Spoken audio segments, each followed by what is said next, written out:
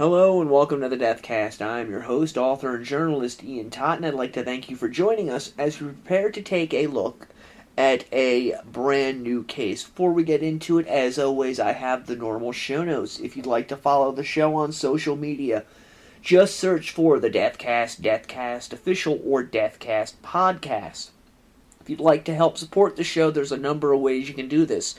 First and foremost, you can go to your favorite podcast app, follow the show, and leave a 5-star review. They really do help the show get out to more listeners.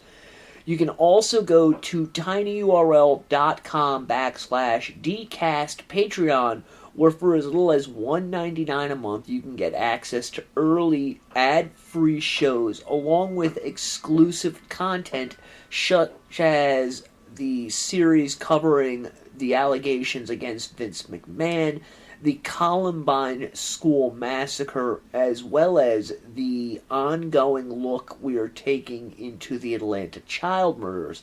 And if you act now up until the 31st of December, you can get half off your first month. And as always, I do need to give a shout out to my very first 2 Patreon subscribers, Channel and Anthony.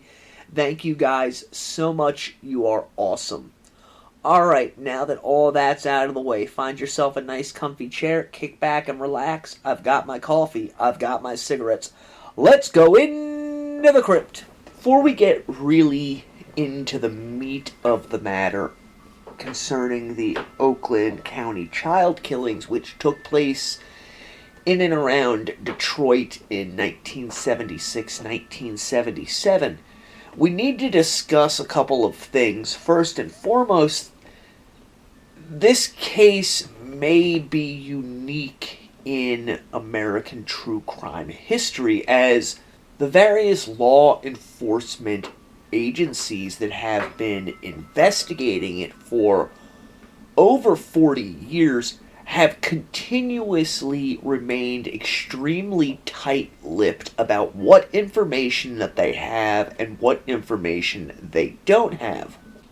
More than that, however, they have also been extremely tight-lipped concerning the suspects that they had when the investigation was originally going on, why they stopped investigating the cases when the main suspect ended up dying, and how this case may tie into various other crimes that were taking place in and around Detroit during the 1970s. Now, a lot of the information you're going to hear during this series may be new to you. Some of this stuff I have known for quite a while. Some of it is also new to me in terms of various suspect names, as well as the links that exist between all of these suspects. A lot of this stuff really didn't come to the public's attention until the last few years due to other reporters filing FOIA requests. Not only other journalists were involved in this, but a number of family members were involved too, trying to get the Michigan State Police to open their mouths and admit that not only did they have viable suspects, but they knew about these suspects at the time of the killings. Now, some of this information you're going to shake your head at and say, I've heard you discuss this before. Particularly information concerning North Fox Island, but also the Louisiana Boy Scout troop that I discussed earlier in the year. And the reason they're going to be brought up is because both of them tie together, but they also have ties which have been shown to be credible and factual to the Oakland County child killers, something I have been saying for a number of years now, but of course people are jumping on this bandwagon acting as though it is brand new information, even though those particular ties have been out there for some time. Detroit of the 1970s was a city on the brink of economic and social collapse. Gone were the halcyon days where auto industry money flooded the city streets and the population lived in harmony with one another. During the civil unrest of the 1960s, a major riot had occurred which scared the middle class white families from the area, leaving behind those who were destitute, both black and white. And this allowed the city to eat itself alive. You look at news coverage now of Detroit, the rampant crime, the corruption among city officials, the drugs. It all really started to fester in Detroit during the 1970s and would explode during the 1980s and continue up until today. Now, the Oakland County child killings, while not really taking place in Detroit proper, lay in the outlying environs of the city, that is, the suburbs, areas that were not that far removed from the city, but also in areas far north of the city that were 3 to 4 hour drives up into the wealthier parts of the state where old money that had fled Detroit after making their fortunes resided in relative comfort, free from the burdens of existence that the majority of people living in Detroit had to deal with. However, as you're going to see during the unfurling of all of this, that old money, at least parts of it, was responsible, in my opinion, for some of the suffering that was occurring in these lower class areas in and around Detroit. Now, the first area we are visiting is called Ferndale, Michigan. It's roughly 10 miles north from the center of downtown Detroit. It was a middle to lower middle class community. On the afternoon of February 15th, 1976, 12-year-old Mark Douglas Stebbins was at the American Legion Hall where his mother Ruth was working. Now, some reports indicate that his mother was there because there was a party for her job going on. However, according to information given by some of the victims' families, Ruth was actually there working at the American Legion Hall where a pool tournament was taking place. Now, February 15th was a Sunday, and Mark asked for and received permission from his mother to leave so that he could walk the 4 blocks to the family home and watch a movie on television.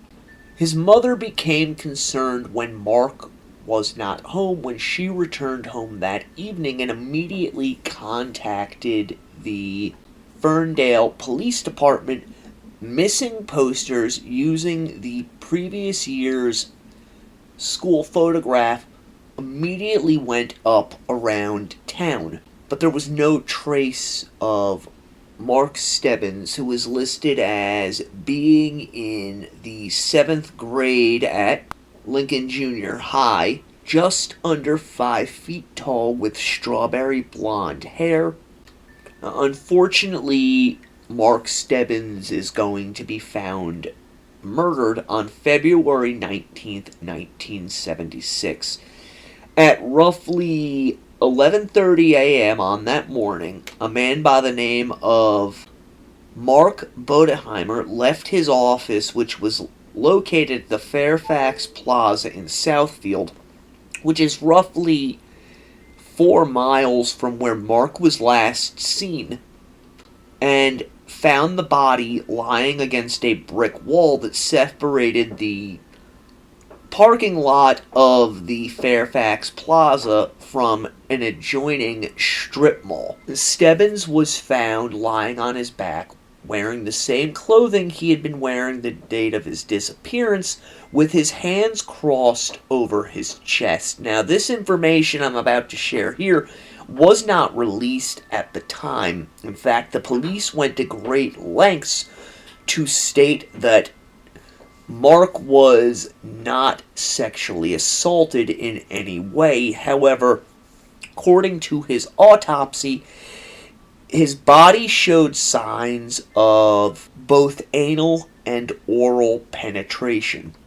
There was also a mark on the back of his head, 2 concentric circles, which another researcher has speculated may have come from a double-barreled shotgun being jammed in the back of his head. Obviously, the police are all over this crime immediately, sending out a net to try and locate anyone who was in this plaza on the morning Mark's body was discovered. They make contact with a man who was walking his dog during the early morning hours at roughly 9:30, and the man informed the officers that he had not noticed any body lying against this brick wall during that period of time, leading the police to conclude that Mark Stebbins' body had been placed there at some point after. Mark's death is officially going to be listed as asphyxiation. Also of note in the autopsy report is the fact that Mark's wrists and ankles showed abrasion marks, which indicated to the medical examiner that he had been bound during some point of his captivity. There are also blood stains present in the hood of his jacket, which indicated that the abrasions on the back of his skull had occurred prior to death. Now, the police made a couple of missteps in this case. First and foremost, they threw a blanket over the body, ostensibly to preserve the crime scene, but in fact, contaminating it by doing so. They also did not really track down a lot of the leads that came in to their conclusion. And we see this in other cases as well, most notably the Atlanta child killings, which I am currently recovering over on the Patreon page, which I will add seems to share a lot of characteristics with the Oakland County child murders. The police also failed to notify the Sheriff's Department Crime Lab or the state police when Mark Stebbins was discovered. And Stebbins' body is transported directly to the police station as opposed to the morgue, where the clothing that Mark was wearing was removed. Now, it should be noted that these crimes are also called the babysitter murders, as people erroneously believed that all of the children who end up being murdered were well taken care of, that all of their clothing had been cleaned and pressed prior to their murders. In point of fact, Stebbins did not appear to have been bathed, and only the outer garments that he had worn had been laundered. His underwear was dirty, and he had been wearing it for a number of days, probably for the entirety of his confinement. The following day, the Southfield Police Department receives a tip from a parole officer. This officer had a repeat sex offender in his caseload who both lived and worked near the site that Mark's body was discovered.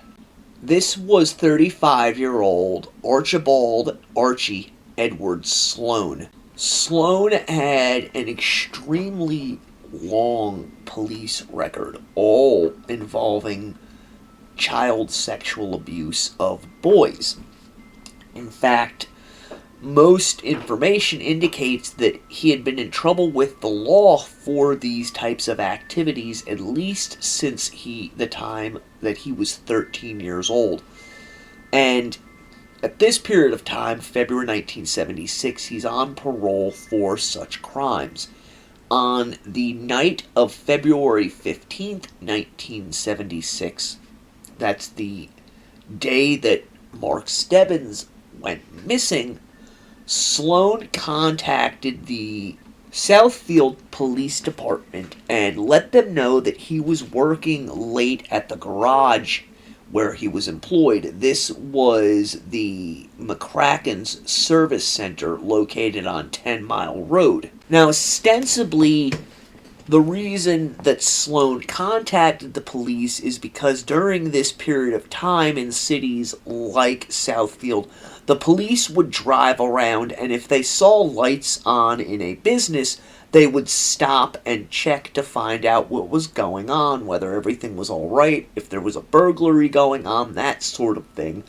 And Sloan, again, ostensibly contacted the police to let them know that he was working there and that there was no need for them to stop by.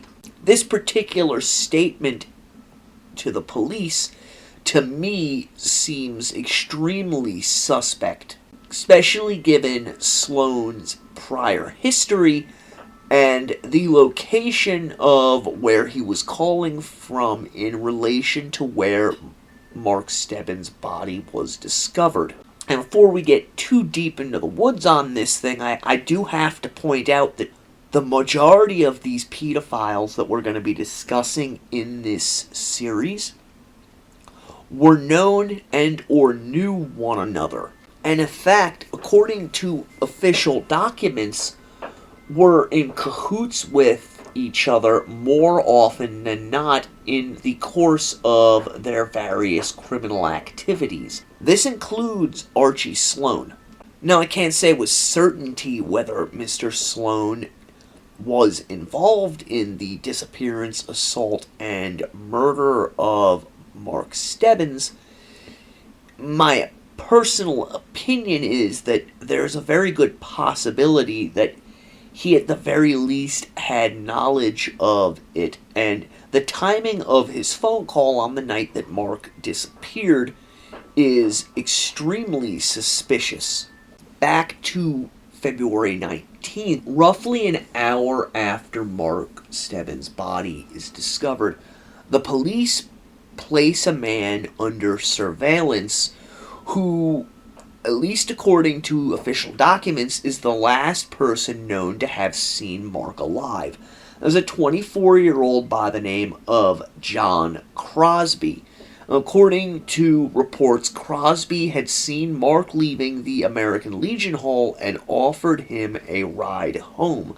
However, there is no disposition as to whether or not Mark accepted this ride. What we do know is that this surveillance team observed Crosby removing a white cooler from the back of his vehicle that was said to have had strawberry blonde hair on it. We also know that the Crosby and Stebbins families were known to one another, and that Mark's older brother Mike is quoted as stating that Crosby was a quote-unquote scary dude. However, other than this surveillance and the questioning of John, there doesn't seem to have been any further work done by the police to either make him an official suspect or clear him of any involvement. But that doesn't mean the police have stopped looking. After receiving the phone call about Archie Sloan, the police go and interview Sloan on February 22nd. Sloan agrees to allow police to search his vehicle, a 1966 Pontiac Bonneville. Sloan gives the officers an alibi agrees to take a lie detector test, which he supposedly passes, and Sloan is cleared by the police. As always, when discussing lie detector tests, I have to point out that lie detector tests are a highly suspect pseudoscience, which is why they are not admissible in court. In this case, the individual who administered this test, his results in other lie detector tests given to suspects in these murders were later refuted by other so-called experts within this field, meaning that his reading of the results was found to be faulty and or incorrect. So the idea that Sloan passed this polygraph where he stated he had no foreknowledge of Stebbins' disappearance and murder has to be looked at with a skeptical eye. What we do know now is that hair found inside of Sloan's car matched a hair found on Mark Stebbins, but also on a future victim. It's a mitochondrial match, meaning that it either came from this unknown perpetrator or from a family member of that individual. But this too has to be taken with a grain of salt, as we have seen in recent years, time and again, situations where DNA testing has been found to be faulty and or incorrect, and individuals are charged and convicted of a crime for which they are innocent based on it. And I say that not trying to upset any family members who may be listening to this particular series, but simply to present all of the facts, which is that DNA evidence is not infallible, despite what we have been led to believe by both law enforcement, Hollywood, and scientists. Now, there are some other things going on in this general geographic area that concern other aspects of this case. However, as I want to try and focus on single aspects of the case in each episode, we're going to discuss those other things in their respective parts. So after these interviews and lie detector tests, the police continue to search, and it would appear that they're searching fruitlessly. There's really no new information coming in, however, they're still getting tips about both Sloan and Crosby. Now, Crosby ends up getting arrested in September of that year, specifically September 13th, where he's at a Dairy Queen on 9 Mile Road standing behind a 13-year-old girl, and he presses his penis against the girl while they're standing in line. He then does this to the girl's older sister, who goes off on him.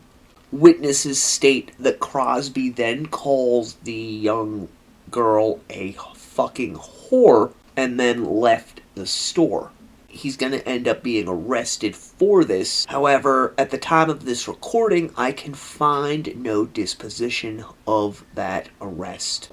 Now, of the Stebbins murder, police are really baffled, and they keep telling the media that there is no evidence of any type of sexual assault in Mark's death, which we now know to be a lie, and business seems to go on as usual. Our attention is now going to shift to another suburb of Detroit, which is located roughly 14 miles north of downtown Detroit, and roughly 9 miles north of Fairfield, where Mark Stebbins disappeared. And this is the city of Royal Oak. On December 22nd at roughly dinner time, 12-year-old Jill Robinson was at home with her mother. At the time we're talking, news reports state that she had a big row with her mother over dinner preparations, loaded a backpack, got on her bike, and ran away from home. It has since come out that while Jill did in fact have this disagreement with her mother, she was not running away but was instead intending to ride to her father's house, which was roughly 1 mile from where Jill lived with her mother. A witness would later tell police that he saw Jill riding in the direction of her father's house. At 11:30 p.m., Jill's mother, Carol, contacted the Royal Oak Police Department and listed her daughter as missing. It should be noted that given the distance between the locations where these children went missing, as well as the fact that during this period of time, law enforcement departments were really wanting to share information with one another, Jill Robinson's disappearance was not linked to that of Mark Stebbins. This would not happen for a little while. Jill's body ends up being discovered in the early morning hours of December 26, 1976, the day after Christmas. Jill was found kind of lying in the woods on the shoulder of I-75 in the northbound lane. She was just north of exit 69 at 16 Mile Road, which was within sight of the Troy Police Department. The police noted very quickly that Jill had been killed from a shotgun blast to the head, although it has been noted by those familiar with the case that her autopsy indicates that she had been asphyxiated prior to being shot. Obviously, the police are in high gear again, looking for motives, links, anything concerning Jill's disappearance as well as her murder. On January 10th, 1977, the Michigan State Police file a report from an interview they did with a motorist who was traveling northbound on the freeway. Quote, spotted a light blue 1967 Pontiac Tempest. Car was parked on the shoulder of I-70 north of 12 Mile Road. He observed two people in the car but could give no further description. As he passed the vehicle, it pulled back onto I-75 and continued northbound until just north of Big Beaver Road in the area where the victim was found. The Tempest pulled onto the shoulder of the road and stopped. Again, the motorist advised that he continued on his way and could give no further information. He did state that he was certain of the year of the car as he had owned one previously, and the paint on the car was faded and the right tail lens was broken in the corner, emitting a white light. Jill's murder is eventually going to be tied into those known as the Oakland County child killer crimes. And there has been some speculation from members of law enforcement as to why she alone had been shot, with one former member of the task force postulating that the killer had carried Jill to where her body was found, bringing a shotgun along with them, and that when they dropped Jill's corpse to the ground, air that was still trapped inside of the body had escaped her mouth, making the killer believe that the child was still alive and moaning, and that because of this, the killer had then shot her in the face. Another theory put out by another member of law enforcement is that Jill had bitten her abductor and been shot because of this in an effort to try and make identification via bite marks more difficult. I have problems with this first theory, however, in that, to the best of the public's knowledge, there is no evidence to suggest that Jill was shot where she was found. If she had been, there would be indicators from such an explosion on the ground around her body. There would be debris from Jill's head in the vicinity of where she was discovered, such as skin and bone fragments, as well as blood spatter of some type, as despite the fact that Jill was already dead, there would still be some lingering residue of blood in that section of her body. I personally think that it's more probable that the killer, whose target seems to have primarily been boys, in fact did this to Jill simply out of disgust over the fact that she was a female victim.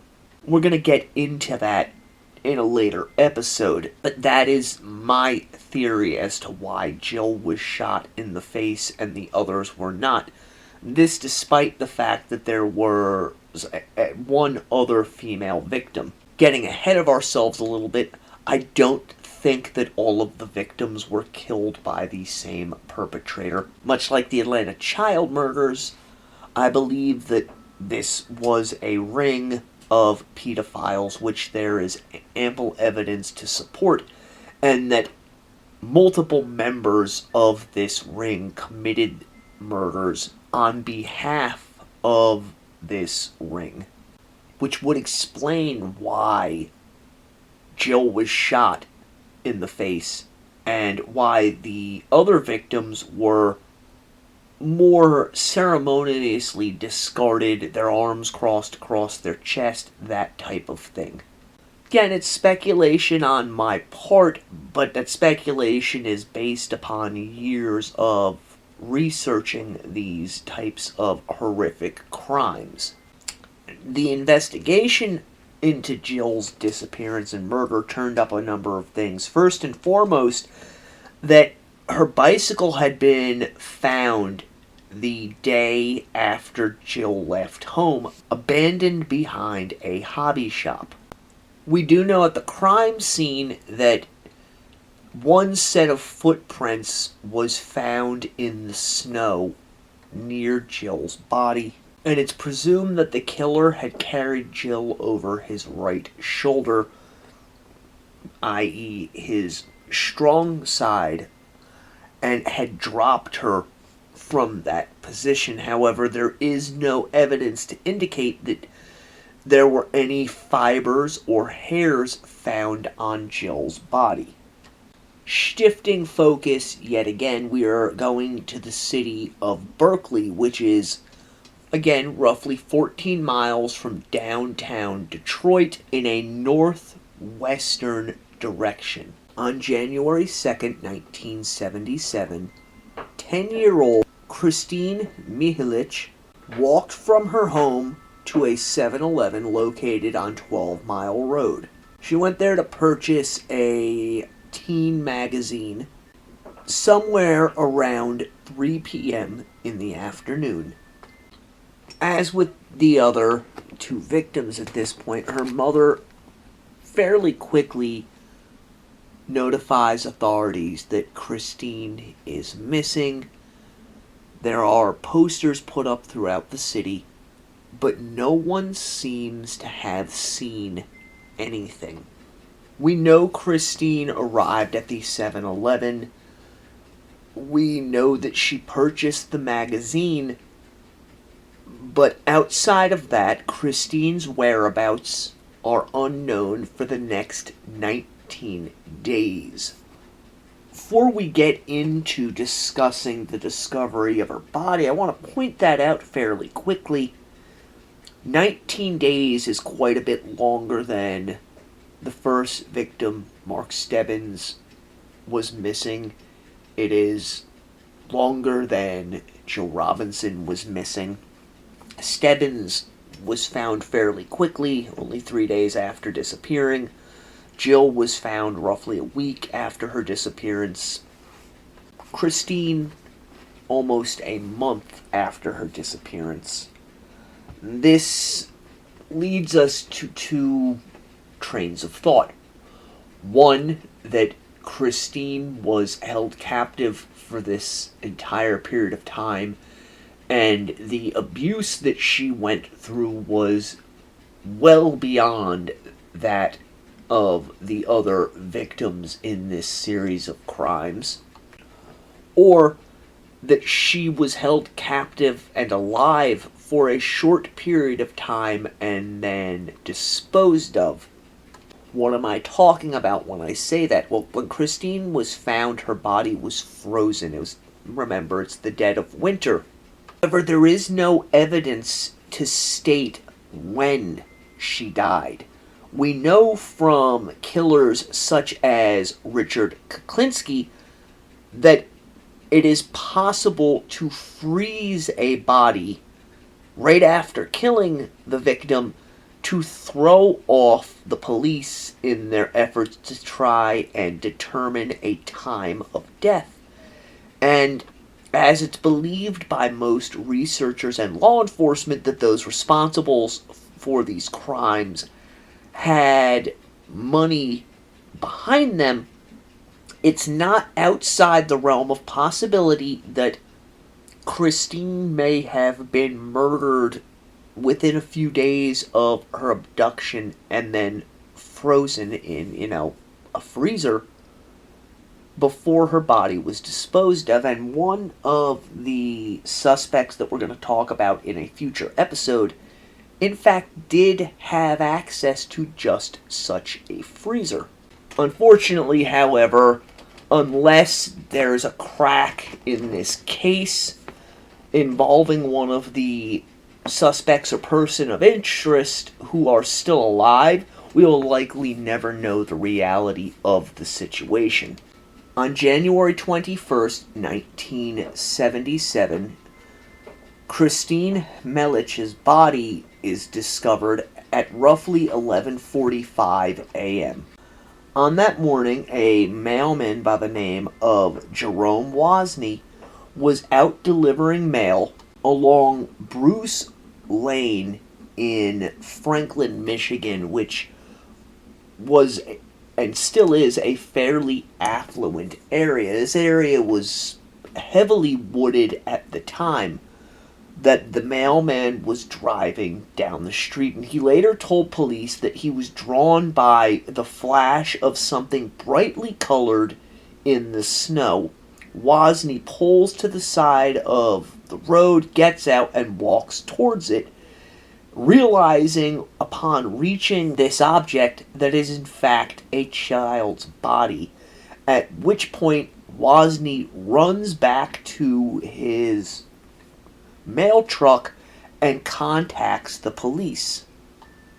Some reports state that Christine was found frozen sitting in an upright position, while others state that she was more in a fetal position with her arms crossed over her chest, while another report states that she was lying on her back with her arms over her chest. In any event, Christine was frozen. And during her autopsy, it was found that she had died from asphyxiation with trace amounts of carbon monoxide being discovered in her bloodstream. Some, including the police, have theorized that this could be because Christine was driven around in the trunk of a car, presumably still alive, and at which point she's removed from the car, taken out into this wooded area, and then killed. However, my personal opinion on this, and again, it's just opinion, is that Christine probably had the carbon monoxide in her lungs from being transported during her 19 days of captivity. Either the day of her abduction or at some point during the 19 days she was gone, she was placed into the trunk of a car for transportation. So after the discovery of Christine's body, the Michigan State Police realized that there's a lot of similarities between these three abductions and murders, and they release statements saying that they believe that there is a killer on the loose who is preying upon young boys and young children in the metropolitan Detroit area. Obviously, this creates a massive panic. Now, a few things about the crime scene itself where Kristen's body was discovered. There's only one set of footprints, those belonging to the mailman, which the police describe away as being the result of an evening snowfall. Their theory being that Kristen's body was either placed there the prior day or at some point during the night, and that snowfall had obscured the perpetrator's footfalls. They also noted that a news helicopter had been flying overhead when Kristen's body was being recovered, and that because of this, any evidence that may have been on the scene was blown away in the wash of the rotor blades. Police also found front and rear bumper indentations in the snow on either side of the road, which were linked to a 1967 Pontiac Tempest or Le Mans, or a Buick Skylark. One of the officers investigating would later state that he was certain that it was a Le Mans. However, the vehicle indentation indicated a vehicle with a single tailpipe, and researchers have shown that the 72 and 73 Le Mans both have dual tailpipes. According to police reports, quote, a 1964 to 1967 Pontiac Tempest or Skylark made these impressions, and it's thought by law enforcement that the individual disposing of the body had driven in and done a K-turn, hitting the snow as they did so. It is important to note that a hair that is discovered on Christine's body is going to be linked to a person of interest in this case in the 2010s. As stated a few moments ago, after the discovery of Christine's body, the police announced that all three of these murders are connected. On February 20th, 1977, a news report comes out that states, quote, 3 Flint men accused of forcing boys into homosexual acts. More arrests are expected in an investigation of alleged sexual exploitation of juvenile boys, an assistant Genesee County prosecutor said Saturday. 3 Flint men have been arrested, and a 4th is sought on charges that they forced adolescent boys to commit homosexual acts. Assistant prosecutor Lenore Ferber said as many as 75 more boys may be questioned as the investigation continues. The 3 Flint men are charged with using gifts, threats, and physical force to persuade more than 30 boys to engage in sodomy, oral sex, and lewd photography sessions. Earlier, prosecutor Robert F. Leonard reported there appeared to be no connection between the 3 Flint men and Francis D. Sheldon, the missing Ann Arbor millionaire whose 835-acre Fox Island near Traverse City was linked to magazines depicting homosexual activity involving young boys. Sheldon, missing since last summer, is sought by state police on criminal sexual misconduct charges. Three of the defendants in the Genesee County case are Christopher Bush, Douglas Bennett, and Gregory Green. The men allegedly picked up boys as hitchhikers and by working as counselors in community service groups. One of the defendants worked for a time as the coach of a youth basketball team, a source said. Leonard said the three arrested men were not part of an organized ring, but he acknowledged that some of the boys had been passed from defendant to defendant. Leonard said the inquiry began 8 weeks ago, approximately December 26, 1976, after a school principal noticed a man hanging around a school and talking with boys. After seeing one boy leave with the man, the principal contacted police. Yes, this is information that ties into what we're going to be talking about in later episodes, but the reason I bring that up is the police are kind of stalemating in their investigation, insisting that there is no form of sexual abuse present on any of the victims, which we now know to have been false. On February 22nd, 1977, the Detroit News comes out and states that there are links between the child sex ring mentioned in the previous article and the Oakland County child slayings. Something that the police are going to vehemently deny exists, which from the previous article you can see the police are going to great lengths to downplay the idea that this ring is in any way, shape, or form organized. However, the evidence available to the police during that period of time and still today indicates that it was anything other than what the police were stating. This was a highly organized ring and operated not only throughout the state but throughout the country. And before people go jumping on me for spreading conspiracy theories, this isn't a conspiracy theory. This is something factual and historical that you're going to see in the future episodes of how this ring, which very possibly, almost certainly is tied to the Oakland County child killings, had its tendrils spread throughout the entirety of the United States and was in fact engaged in, if not the trafficking of victims with other rings that were discovered, at the very least was engaged in the dissemination of child abuse paraphernalia, that means child porn, with these other rings. I'm going to end this week's episode by reading the report from the Detroit News. Oakland County link probed in sexual exploiting of boys by Richard Willing, news staff writer. An investigation into the alleged sexual abuse of young boys, which already has produced 3 arrests in Flint, will be extended in Oakland County. Oakland County prosecutor L. Brooks Patterson confirmed today that information developed in the Flint investigation suggests that some of the victimized boys had been procured in Oakland County.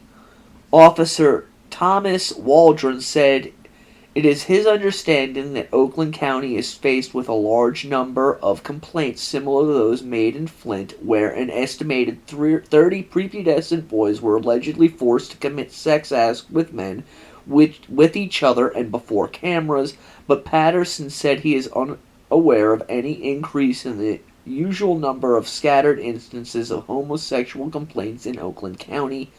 Patterson emphasized that the cases are seemingly unrelated to the murders of Mark Stebbins, a 12-year-old Ferndale boy sexually molested and then killed last year. Walden said Oakland County investigators have interviewed 2 of the men arrested in Flint, have given them lie detector tests, and have concluded the men are not suspects in the Stebbins case.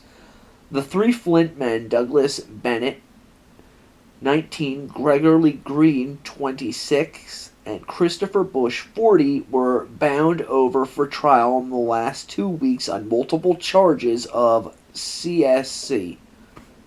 using gifts, threats, and physical force to persuade the boys to engage in sodomy, oral sex, and lewd photography sessions. The boys, who ranged in age from 10 to 14, were discarded as undesirable once they reached puberty, according to a police source. The men met the boys by picking them up as hitchhikers and by working as counselors in community service groups. Green had served time in Orange County, California for a sex offense involving a boy and paroled to Flint, according to the same source. Genesee County Prosecutor Robert F. Leonard said yesterday that the defendants may have passed boys from one to another, and the scheme may have nationwide ties. He said his office is investigating the possibility the defendants may have been linked to Grosse Pointe millionaire Francis D. Sheldon, missing since allegations that his youth camp on Lake Michigan near Traverse City was a homosexual haven became public last fall. Bush is free on $1,000 cash bond, while Bennett and Green are in Genesee County Jail in lieu of $15,000 and $75,000 bonds, respectively. Flint police have also obtained a warrant against a fourth man allegedly involved in the scheme. Gonna point out one thing here in this article. The ages given are wrong. We will discuss that in a future episode, very possibly next week.